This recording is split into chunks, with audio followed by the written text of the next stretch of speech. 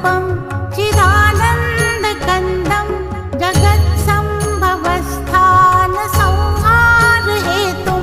स्वभक्तेच्छया मानुषं दर्शयन्तं नमामीश्वरं सद्गुरुं साईनाथं भवद्ध्वान्तविध्वंसमार्तण्डमीड्यं मनोवागतीतं मुनिर्ध्यानगम्यं जगद्व्यापकं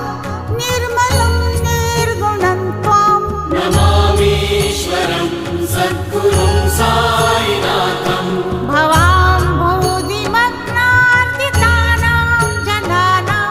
स्वपादाश्रितानां स्वभक्तिप्रियाणां समुद्धारणार्थं कलौ सम्भवन्तं